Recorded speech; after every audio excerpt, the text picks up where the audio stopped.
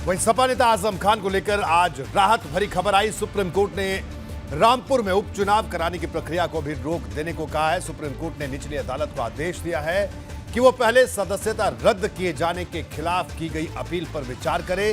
Supreme court ने कहा कि निचली अदालत के फैसले के बाद चुनाव आयोग 11 नवंबर या उसके बाद उपचुनाव के कार्यक्रम की अधिसूचना जारी करे।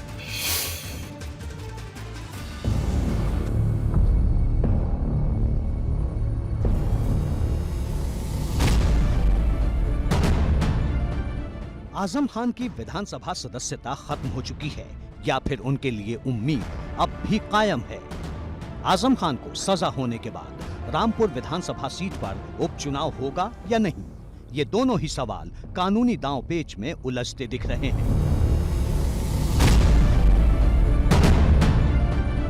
ऐसा इसलिए क्योंकि सुप्रीम कोर्ट ने आजम खान को एक दिन की राहत दी है। सुप्रीम कोर्ट ने सेशंस कोर्ट को आदेश दिया है कि वो गुरुवार को ही आजम खान के केस को सुने और फैसला करे कि आजम खान की सदस्यता को बरकरार रखा जाए या फिर चुनाव करवाए जाएं।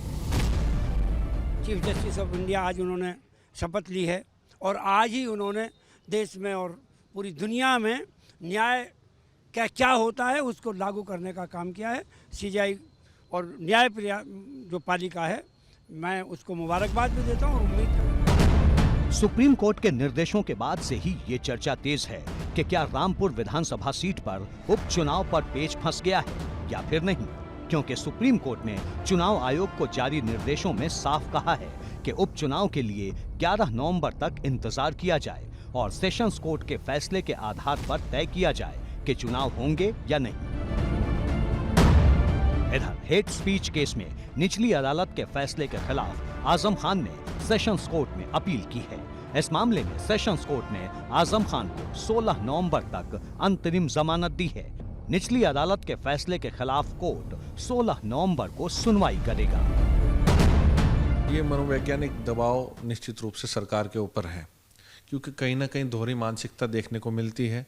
जितनी फुर्ती आजम साहब के लिए हुई उतनी फुर्ती शायद इसमें नहीं। सुप्रीम कोर्ट के संज्ञान में आने के बाद ही पूरा सरकार जागी है और चुनाव आयोग ने तिथि निर्धारित की है और जो पहले पूर्व में रामपुर और मैनपुरी घोषणा हो गई थी। हेट स्पीच केस में आजम खान को 3 साल की सजा हुई है, जिसके तुरंत बाद आजम खान की सदस्यता रद्द कर दी गई। सीट खाली होने पर चुनाव आयोग ने उपचुनाव की घोषणा भी कर दी।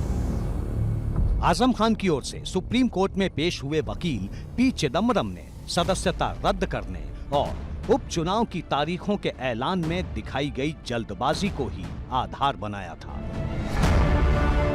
जिस पर सुप्रीम कोर्ट ने आजम खान को एक और मौका दिया है, जिसके बाद अब सब सेशंस कोर्ट के रुख पर निर्भर है कि गुरुवार को क्या फैसला आता है। एबीपी गंगा के लिए ब्यूरो रिपोर्ट।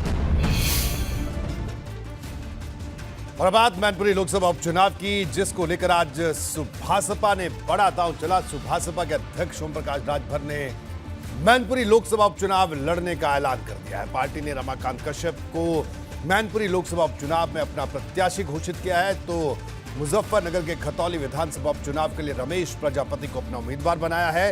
राजभर में इटावा में इसका ऐलान किया। सपा के इस गढ़ में पहुंचकर राजभर ने अखिलेश यादव पर जमकर हमला बोला।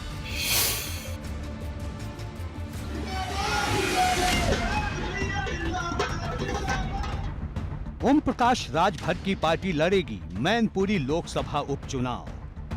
सपा के गढ़ में राजभर का खुला चैलेंज। तो ये चुनाव देश नहीं दुनिया के में इस चुनाव की निगाहें रहेंगी, तो इस नाते इस चुनाव का बहुत बड़ा महत्व है। हमारा प्रत्याशी जब लड़ेगा तभी न समर्थन कितने लोगों का मिल रहा है, तब ये निर्भर करता है कि हम कितना आगे बढ़े हैं। राजभर के निशाने पर इस वक्त सीधे सीधे अखिलेश यादव हैं। हर शब्द में सपा अध्यक्ष को लेकर तंज है। एसी कमरे वाला हमला अब भी थमा नहीं है। राजभर गिना रहे हैं, राजभर बता रहे हैं कि हार दर हार के बाद भी अखिलेश यादव अब भी एयर कंडीशन वाली पॉलिटिक्स ही कर रहे हैं, कुछ और नहीं। देखिए, गढ़ आजमगढ़ था कि चला गया, ये आपके आगरा चला गया, रामपुर चला गया, अब मैनपुरी का नंबर है। अभी गोला हुआ वो चला गया।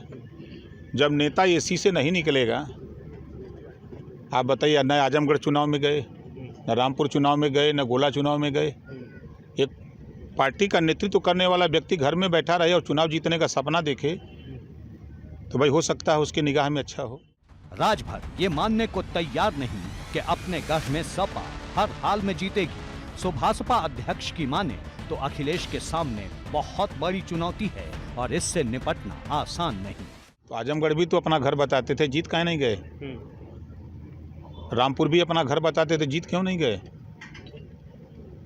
तो देखिए, कहना करना बड़ा आसान है, लेकिन जब धरातल पर उसको उतारना होता है तो बड़ा कठिन हो जाता है। तो माना जाए बड़ा फाइट होगी यहाँ पर सपा और भाजपा में। बिल्कुल चुनौती है, चुनौती तो कहाँ नहीं चुनौती है। भले ही मैनपुरी में सुभासपा का सियासी जनाधार मजबूत नहीं, लेकिन राजभर कह रहे हैं कि हम मैनपुरी उपचुनाव में अपनी ताकत तोलेंगे। दावा है कि आम लोगों के बीच जिन मुद्दों को लेकर जमीनी लड़ाई लड़ी है, अब उसकी ताकत का अनुमान लगाने का ये बड़ा मौका है। हाँ, मैनपुरी लोकसभा चुनाव पार्टी चुनाव लड़ेगी। बाई इलेक्शन जो होते हैं सत्ता पक्ष और विपक्ष का होता है, सच्चाई तो ये है। हम जो 5 साल मेहनत किए हैं, 5 साल में हम कितना जगह पाए हैं, शिक्षा की लड़ाई को लेकर के, एक समान अनिवार्य फ्री शिक्षा को लेके, गरीबों का इलाज फ्री में कैसे हो, हम कितने लोगों को समझा पाए हैं। हमारा प्रत्याशी जब लड़ेगा तभी न समर्थन कितने लोगों का मिल रहा है, तब ये निर्भर करता है कि हम कितना आगे बढ़े। सबसे दिलचस्प तो ये है कि अखिलेश यादव पर चुभने वाले हमले कर रहे राजभर उनके चाचा शिवपाल सिंह यादव को लेकर दरियादिली दिखा रहे हैं। राजभर ने शिवपाल के गोरखपुर में दिए गए तमाम बयानों का समर्थन किया है। शिवपाल ने इस साल के विधानसभा चुनाव में सपा की तरफ से लिए गए फैसले की समझदारी पर सवाल खड़े किए थे। अब राजभर कह रहे हैं कि शिवपाल सिंह यादव 100% सच कह रहे हैं।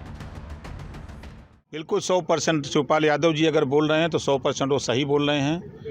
माननीय नेताजी और माननीय शिवपाल यादव जी दोनों लोग मिलकर के समाजवादी पार्टी को इस सत्ता तक पहुंचाने का काम किए हैं, और इन्हीं दोनों नेताओं के संघर्षों की देन है कि माननीय अखिलेश यादव जी मुख्यमंत्री बने थे। उनके मेहनत से बने, अपने मेहनत से नहीं बने थे।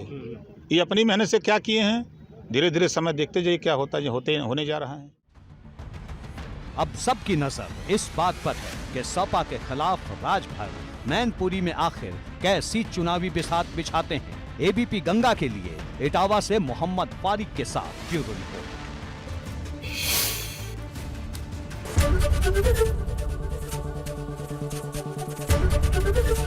एबीपी गंगा, खबर आपकी, जुबान आपकी।